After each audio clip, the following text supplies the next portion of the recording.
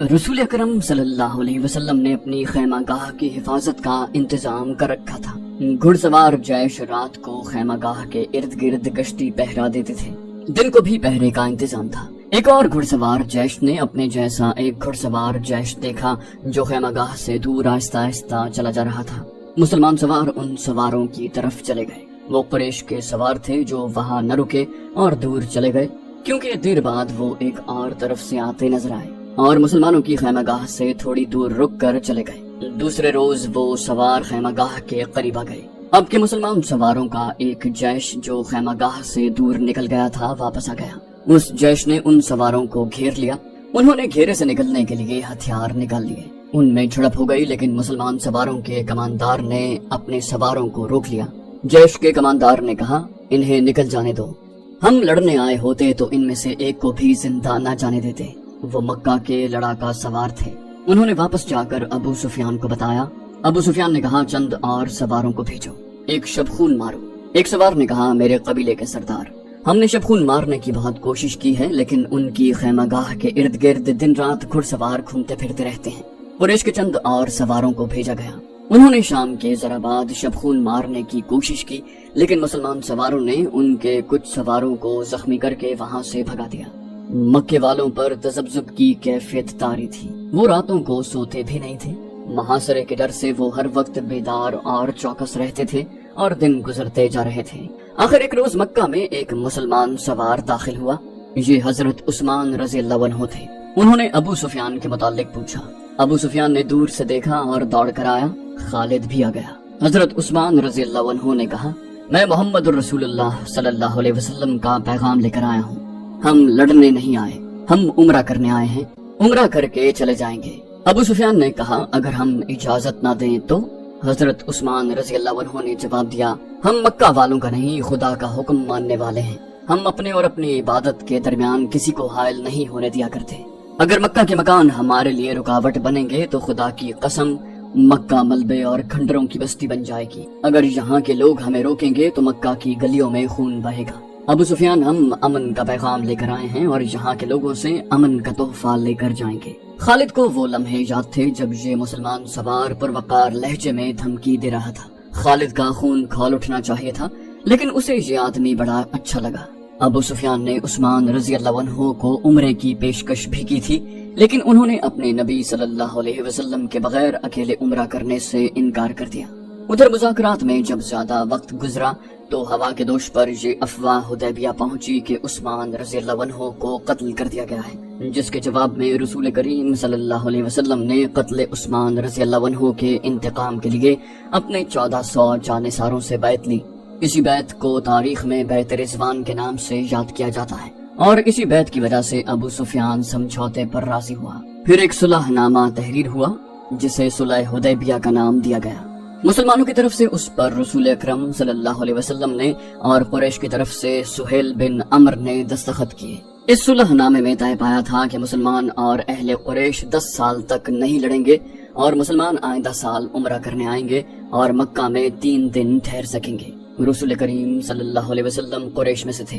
خالد آپ علیہ السلام کو بہت اچھی طرح سے جانتا تھا، لیکن اب اس نے آپ علیہ السلام کو دیکھا تو اس نے محسوس کیا کہ یہ کوئی اور محمد صلی اللہ علیہ وسلم ہے۔ وہ ایسا متاثر ہوا کہ اس کے ذہن سے اتر گیا کہ یہ وہی محمد ہیں جسے وہ اپنے ہاتھوں قتل کرنے کے منصوبے بناتا رہا تھا۔ خالد نبی کریم صلی اللہ علیہ وسلم کو ایک سالار کی حیثیت سے زیادہ دیکھ رہا تھا۔ وہ آپ علیہ السلام کی عسکری اہلیت کا قائل ہو گیا تھا۔ صلح حدیبیہ تک مسلمان رسول کریم صلی اللہ علیہ وسلم کی قیادت میں چھوٹے بڑے 28 معرکے لڑ چکے تھے اور فتح و نصرت کی دھاک بٹھا چکے تھے۔ مسلمان عمرہ کر کے چلے گئے۔ 2 مہینے گزر گئے۔ ان 2 مہینوں میں خالد پر خاموشی طاری رہی، لیکن اس خاموشی میں ایک طوفان اور ایک انقلاب پرورش پا رہا تھا۔ خالد نے مذہب میں کبھی بھی دلچسپی نہیں لی تھی۔ اسے نہ کبھی اپنے بتوں کا خیال آیا تھا، نہ کبھی اس نے رسول کریم صلی اللہ علیہ وسلم کی رسالت کو سمجھنے کی کوشش کی، مگر اب از خود اس کا دھیان مذہب کی طرف چلا گیا اور وہ اس سوچ میں کھو گیا کہ مذہب کون سا سچا ہے اور انسان کی زندگی میں مذہب کی اہمیت اور ضرورت کیا ہے۔ ایک روز خالد نے اپنے ساتھی سالار اکرمہ سے، جو اس کا بھتیجا بھی تھا، کہا، اکرمہ، میں نے فیصلہ کر لیا ہے، میں سمجھ گیا ہوں۔ اکرمہ نے پوچھا، کیا سمجھ گئے ہو خالد؟ خالد نے کہا، محمد صلی اللہ علیہ وسلم جادوگر نہیں اور محمد علیہ السلام شاعر بھی نہیں، میں نے ان کو اپنا دشمن سمجھنا چھوڑ دیا ہے اور میں نے محمد صلی اللہ علیہ وسلم کو خدا کا رسول تسلیم کر لیا ہے۔ اکرمہ نے کہا، حبل اور عزا کی قسم، تم مذاق کر رہے ہو، کوئی نہیں مانے گا کہ ولید کا بیٹا اپنا مذہب چھوڑ رہا ہے۔ خالد نے کہا، ولید کا بیٹا اپنا مذہب چھوڑ چکا ہے۔ اکرمہ نے کہا، کیا تم بھول گئے ہو کہ محمد صلی اللہ علیہ وسلم ہمارے کتنے آدمیوں کو قتل کر چکے ہیں؟ تم ان کے مذہب کو قبول کر رہے ہو جن کے خون کے ہم پیاسے ہیں۔ خالد نے دو ٹوک لہجے میں کہا، میں نے فیصلہ کر لیا ہے اکرمہ، میں نے سوچ سمجھ کر فیصلہ کیا ہے۔ اسی شام ابو سفیان نے خالد کو اپنے ہاں بلایا۔ اکرمہ بھی وہاں موجود تھا۔ ابو سفیان نے اس سے پوچھا، کیا تم بھی محمد کی باتوں میں آ گئے ہو؟ خالد نے کہا، تم نے ٹھیک سنا ہے ابو سفیان، محمد صلی اللہ علیہ وسلم کی باتیں ہی کچھ ایسی ہیں۔ مشہور مورخ واقدی نے لکھا ہے کہ ابو سفیان قبیلے کا سردار تھا۔ اس نے خالد کا فیصلہ بدلنے کے لیے اسے قتل کی دھمکی دی۔ خالد اس دھمکی پر مسکرا دیا، مگر اکرمہ سے برداشت نہ ہو سکا، حالانکہ وہ خود خالد کے اس فیصلے کے خلاف تھا۔ اکرمہ نے کہا، ابو سفیان، میں تمہیں اپنے قبیلے کا سردار مانتا ہوں، لیکن خالد کو جو تم نے دھمکی دی ہے وہ میں برداشت نہیں کر سکتا۔ تم خالد کو اپنا مذہب بدلنے سے نہیں روک سکتے۔ اگر تم خالد کے خلاف کوئی کارروائی کرو گے تو ہو سکتا ہے میں بھی خالد کے ساتھ مدینہ چلا جاؤں۔ اگلے روز مکہ میں ہر کسی کی زبان پر یہ الفاظ تھے، خالد بن ولید محمد کے پاس چلا گیا ہے صلی اللہ علیہ وسلم۔ خالد یادوں کے ریلے میں بہتا مدینہ کو جا رہا تھا۔ اسے اپنا ماضی اس طرح یاد آیا تھا جیسے وہ گھوڑے پر سوار مدینہ کو نہیں بلکہ پیادہ اپنے ماضی میں چلا جا رہا تھا۔ اسے مدینہ کے اونچے مکانوں کی منڈیریں نظر آنے لگی۔ اسے کسی نے پکارا، خالد، لیکن اسے گزرے ہوئے وقت کی آواز سمجھ کر اس نے نظر انداز کر دیا۔ اسے دو گھوڑے اپنی طرف آتے دکھائی دیے، وہ رک گیا۔ گھوڑے اس کے قریب آ کر رک گئے۔ ایک سوار اس کے قبیلے کے مشہور جنگجو عمر بن العاص تھے اور دوسرے عثمان بن طلحہ۔ دونوں نے ابھی اسلام قبول نہیں کیا تھا۔ خالد نے ان سے پوچھا، کیا تم دونوں مجھے مکہ واپس لے جانے کے لیے آئے ہو؟ عمر بن العاص نے پوچھا، تم کہاں جا رہے ہو؟ خالد نے کہا، تم دونوں کہاں جا رہے ہو؟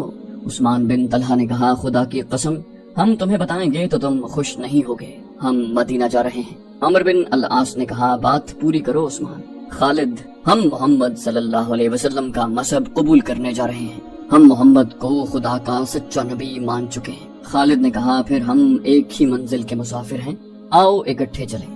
وہ 13 مئی 628 عیسوی کا دن تھا جب تاریخ اسلام کے دو عظیم جرنیل خالد بن ولید رضی اللہ عنہ اور عمر بن العاص رضی اللہ عنہ مدینہ میں داخل ہوئے۔ ان کے ساتھ عثمان بن طلحہ رضی اللہ عنہ بھی تھے۔ تینوں رسول کریم صلی اللہ علیہ وسلم کے حضور پہنچے۔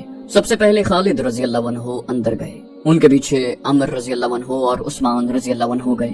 تینوں نے قبول اسلام کی خواہش ظاہر کی۔ رسول اللہ صلی اللہ علیہ وسلم اٹھ کھڑے ہوئے اور تینوں کو باری باری گلے سے لگا لیا۔ شہیدوں کو دل سے اتار دیں، ذہن سے ان کا نام و نشان مٹا دیں، ان کی یادوں کو شراب میں ڈبو دیں، اس زمین پر جو خدا نے ہمیں شہیدوں کے صدقے عطا کی ہے۔ بادشاہ بن کر گردن اکڑا لیں اور کہیں کہ میں ہوں اس زمین کا شہنشاہ۔ شہیدوں کے نام پر مٹی ڈال دیں، کسی شہید کی کہیں قبر نظر آئے تو اسے زمین سے ملا دیں، مگر زندگی کے ہر موڑ اور ہر دوراہے پر آپ کو شہید کھڑے نظر آئیں گے۔ آپ کے ذہن کے کسی گوشے سے شہید اٹھیں گے اور شراب اور شہنشائیت کا نشہ اتار دیں گے۔ جس نے تخت و تاج کے نشے میں شہیدوں سے بے وفائی کی وہ شاہ سے گدا اور ذلیل و خوار ہوا، کیونکہ اس نے قرآن کے اس فرمان کی حکم عدولی کی کہ شہید زندہ ہیں، انہیں مردہ مت کہو۔ عرب کے ملک اردن میں گمنام سا ایک مقام ہے جس کا نام موتا ہے۔ اس کے قریب سے گزر جانے والوں کو بھی شاید پتہ نہ چلتا ہوگا کہ وہاں ایک بستی ہے۔ اس کی حیثیت چھوٹے سے ایک گاؤں سے بڑھ کر اور کچھ بھی نہیں، لیکن شہیدوں نے اردن کے بادشاہ کو اپنی موجودگی کا اور اپنی زندگی کا جو انہیں اللہ تعالیٰ نے عطا کی ہے احساس دلا دیا ہے۔ وہ جس مارکے میں شہید ہوئے تھے وہ 13.5 صدیاں پہلے اس مقام پر لڑا گیا تھا۔ پھر یہ مقام گزرتے زمانے کی اڑتی ریت میں دبتا چلا گیا۔ کچھ عرصے سے موتا کے رہنے والے ایک عجیب صورتحال سے دوچار ہونے لگے۔ آج بھی وہاں چلے جائیں اور وہاں رہنے والوں سے پوچھیں تو وہ بتائیں گے کہ ان میں سے کوئی نہ کوئی آدمی رات کو خواب میں دیکھتا ہے کہ 1400 سال پہلے کے مجاہدین اسلام چل پھر رہے ہیں۔ کفار کا ایک لشکر آتا ہے اور مجاہدین اس کے مقابلے میں جم جاتے ہیں۔ ان کی تعداد تھوڑی ہے اور لشکر کفار مانند سیلاب ہے۔ مارکا بڑا خونریز ہے۔ یہ خواب ایک دو آدمی نے نہیں، وہاں کے بہت سے آدمیوں نے دیکھا ہے، اور کسی نہ کسی کو یہ خواب ابھی تک نظر آتا ہے۔ یہ لوگ پڑھے لکھے نہیں، انہیں معلوم نہیں کہ 1400 سال پہلے یہاں حق و باطل کا مارکا لڑا گیا تھا، مگر ان کے خوابوں میں شہید آنے لگے۔ یہ خبر اردن کے ایوانوں تک پہنچی، تب یاد آیا کہ یہ وہ موتا ہے جہاں مسلمانوں اور عیسائیوں کی ایک لڑائی ہوئی تھی۔ یہ عیسائی عرب کے باشندے تھے۔ شہیدوں نے اپنے زندہ ہونے کا ایسا احساس دلایا کہ اردن کی حکومت نے جنگ موتا اور اس جنگ کے شہیدوں کی یادگار کے طور پر ایک نہایت خوبصورت مسجد تعمیر کرنے کے احکام جاری کر دیے۔ مسجد کی تعمیر 1868 میں شروع ہوئی تھی۔ اس جنگ میں 3 سپاہ سالار زید بن حارثہ رضی اللہ عنہ، جعفر ابن ابی طالب رضی اللہ عنہ اور عبداللہ بن رواحہ رضی اللہ عنہ یک کے بعد دیگرے شہید ہو گئے تھے۔ ان تینوں کی قبر موتا سے تقریباً 2 میل دور ہیں، جو ابھی تک محفوظ ہیں۔ مدینے میں آ کر خالد رضی اللہ عنہ نے اسلام قبول کیا تو ان کی ذات میں عظیم انقلاب آ گیا۔ 3 مہینے گزر گئے تھے۔ خالد رضی اللہ عنہ زیادہ تر وقت رسول کریم صلی اللہ علیہ وسلم کے حضور بیٹھے فیض حاصل کرتے رہتے، مگر انہیں ابھی عسکری جوہر دکھانے کا موقع نہیں ملا تھا۔ وہ فن حرب و ضرب کے ماہر جنگجو تھے۔ ان کا حسب و نسب بھی عام عربوں سے اونچا تھا، لیکن انہوں نے ایسا دعویٰ نہ کیا کہ انہیں سالار کا رتبہ ملنا چاہیے۔ انہوں نے اپنے آپ کو سپاہی سمجھا اور اسی حیثیت میں خوش رہے۔ آج کے شام اور اردن کے علاقے میں اس زمانے میں قبیلہ غسان آباد تھا، جو اس علاقے میں دور تک پھیلا ہوا تھا۔ یہ قبیلہ طاقت کے لحاظ سے زبردست مانا جاتا تھا، کیونکہ جنگجو ہونے کے علاوہ اس کی تعداد بہت زیادہ تھی۔ اس قبیلے میں عیسائی بھی شامل تھے۔ اس وقت روم کا شہنشاہ ہرقل تھا، جس کی جنگ پسندی اور جنگی دہشت دور دور تک پہنچی ہوئی تھی۔ اسلام تیزی سے پھل پھول رہا تھا۔ قبیلہ قریش کے ہزارہ لوگ اسلام قبول کر چکے تھے۔ ان کے مانے منجے ہوئے سردار اور سالار بھی مدینہ جا کر رسول خدا صلی اللہ علیہ وسلم کے دست مبارک پر بیعت کر چکے تھے، اور مسلمان ایک جنگی طاقت بنتے جا رہے تھے۔ کئی ایک چھوٹے چھوٹے قبائل حلقہ بگوش اسلام ہو گئے تھے۔ مدینہ اطلاعیں پہنچ رہی تھیں کہ قبیلہ غسان مسلمانوں کی بڑھتی ہوئی طاقت اور اسلام کی مقبولیت کو روکنے کے لیے مسلمانوں کو للکارنا چاہتا ہے اور جنگی تیاریوں میں مصروف ہے۔ یہ بھی سنا گیا کہ غسان کا سردار اعلیٰ روم کے بادشاہ ہرقل کے ساتھ دوستی کر کے اس کی جنگی طاقت بھی مسلمانوں کے خلاف استعمال کرنے کی کوشش کر رہا ہے۔ رسول کریم صلی اللہ علیہ وسلم نے اپنا ایک ایلچی، جس کا نام تاریخ میں محفوظ نہیں، غسان کے ایک سردار اعلیٰ کے ہاں اس پیغام کے ساتھ بھیجا کہ اللہ کے سوا کوئی معبود نہیں اور وہی وحدہ لا شریک ہے، اور اسلام ایک مذہب اور ایک دین ہے۔ باقی تمام عقیدے جو مختلف مذاہب کی صورت اختیار کر گئے ہیں توہمات ہیں، اور یہ انسان کے بنائے ہوئے ہیں۔ رسول کریم صلی اللہ علیہ وسلم نے غسان کے سردار اعلیٰ کو قبول اسلام کی دعوت دی۔ نبی کریم صلی اللہ علیہ وسلم نے یہ پیغام اس خیال سے بھیجا تھا کہ پیشتر اس کے کہ قبیلہ غسان روم کے شہنشاہ ہرقل کی جنگی قوت سے مروب ہو کر عیسائیت کی آغوش میں چلا جائے، یہ قبیلہ اسلام قبول کر لے اور اسے اپنا اتحادی بنا کر ہرقل سے بچایا جائے۔ خالد رضی اللہ عنہ نے ایک محفل میں کہا، خدا کی قسم اس سے بہتر فیصلہ اور کوئی نہیں ہو سکتا۔ ہرقل نے فوج کشی کی تو یوں سمجھو کہ باطل کا طوفان آ گیا جو سب کو اڑا لے جائے گا۔ غسان کی خیریت اسی میں ہے کہ رسول اللہ صلی اللہ علیہ وسلم کی دعوت قبول کرے۔ اس وقت ہرقل قبیلہ غسان میں داخل ہو چکا تھا۔ اس کے ساتھ جو فوج تھی اس کی تعداد 1 لاکھ تھی۔ غسان کے سردار اعلیٰ کو اطلاع مل چکی تھی، مگر وہ پریشان نہیں تھا۔ وہ ہرقل کے ساتھ دوستی کا ہاتھ بڑھانے کا فیصلہ کر چکا تھا۔ نبی کریم صلی اللہ علیہ وسلم کا ایلچی بصرہ کو جا رہا تھا۔ غسان کا دارالحکومت بصرہ تھا۔ ایلچی کے ساتھ ایک اونٹ پر لدے ہوئے زیادہ راہ کے علاوہ 3 محافظ بھی تھے۔ بڑی لمبی مسافت کے بعد ایلچی موتا کے مقام پر پہنچا اور اس نے ذرا سستانے کے لیے اپنا مختصر سا قافلہ روک لیا۔ قریب ہی قبیلہ غسان کی ایک بستی تھی۔ اس کے سردار کو اطلاع ملی کہ 4 اجنبی بستی کے قریب پڑاؤ کیے ہوئے ہیں۔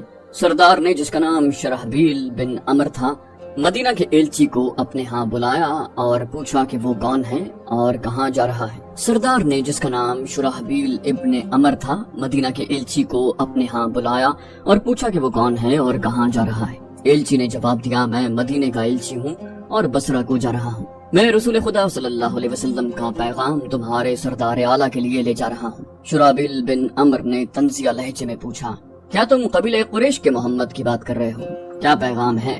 ایلچی نے کہا، پیغام یہ ہے کہ اسلام قبول کر لو اور باطل کے عقیدے ترک کر دو۔ شرحبیل بن عمر نے کہا، کیا تم یہ سمجھتے ہو کہ میں اپنے سردار اعلیٰ کی اور اپنے مذہب کی توہین برداشت کر لوں گا؟ اگر تم زندہ رہنا چاہتے ہو تو یہیں سے مدینہ واپس چلے جاؤ۔ ایلچی نے کہا، میں بصرہ کے رستے سے ہٹ نہیں سکتا۔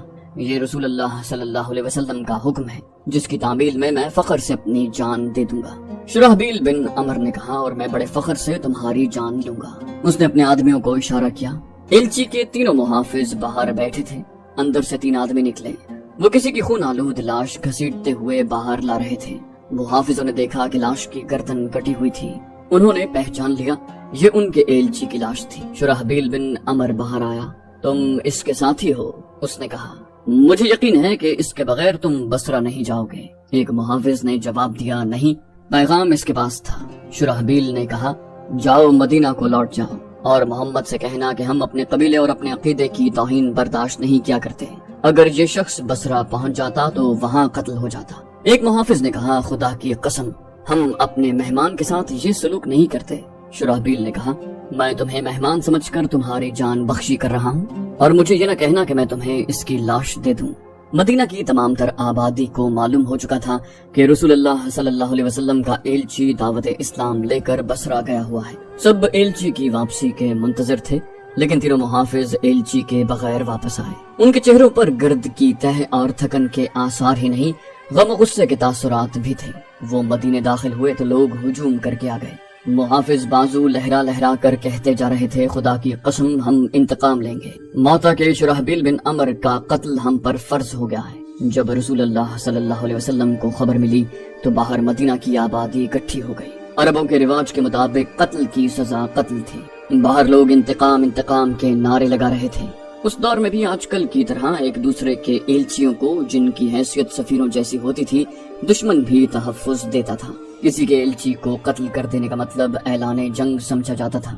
رسول اللہ صلی اللہ علیہ وسلم نے باہر آ کر مدینے والوں کے بکھرے ہوئے ہجوم سے فرمایا، اہل مدینہ، میں نے انہیں لڑائی کے لیے نہیں للکارا تھا، میں نے انہیں سچا دین قبول کرنے کے لیے کہا تھا۔ اگر وہ لڑنا چاہتے ہیں تو ہم لڑیں گے۔ ہجوم نعرے لگا رہا تھا، ہم لڑیں گے، ہم انتقام لیں گے۔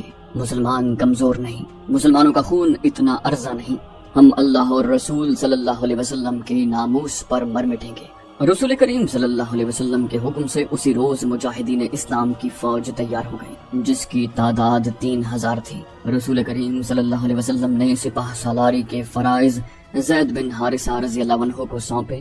پھر فرمایا، اگر زید شہید ہو جائیں تو سپاہ سالار جعفر ابن ابی طالب ہوں گے، اگر جعفر بھی شہید ہو جائیں تو سپاہ سالار عبداللہ بن رواحہ ہوگا، اگر عبداللہ کو بھی اللہ شہادت عطا کر دے تو فوج اپنا سپاہ سالار خود چن لے۔ مورخ ابن سعد اور مغازی لکھتے ہیں کہ رسول کریم صلی اللہ علیہ وسلم نے یہ 3 سپاہ سالار درجہ بدرجہ مقرر کر کے مجاہدین کو دعاؤں کے ساتھ رخصت کیا۔ آپ علیہ السلام نے سپاہ سالار زید بن حارثہ رضی اللہ عنہ سے فرمایا کہ موتا پہنچ کر سب سے پہلے شرحبیل بن عمر کو، جو ہمارے ایلچی کا قاتل ہے، قتل کیا جائے۔ پھر موتا اور اس کے ارد گرد کے لوگوں کو کہا جائے کہ وہ اسلام قبول کر لیں، انہیں بتایا جائے کہ اسلام کیا ہے۔ اگر وہ قبول کر لیں تو ان پر ہاتھ نہ اٹھایا جائے۔ مجاہدین کی اس فوج میں خالد بن ولید رضی اللہ عنہ محض سپاہی تھے، کسی دستے یا جیش کے کماندار نہیں تھے۔ تو دوستو، یہ تھی ہماری آج کی ایپیسوڈ۔ امید کرتے ہیں آپ کو ہماری ایپیسوڈ پسند آئی ہوگی۔ جانے سے پہلے اس ویڈیو کو لائک، شیئر اور کامنٹ کرنا مت بھولیے، اور اگر آپ ہمارے چینل پر نئے ہیں تو اسے سبسکرائب کیجیے اور بیل آئیکن پر کلک کیجیے تاکہ آپ کو تمام ویڈیوز فوراً ملتی رہیں۔ اگلی ویڈیو تک کے لیے اپنا خیال رکھیے۔ اللہ حافظ۔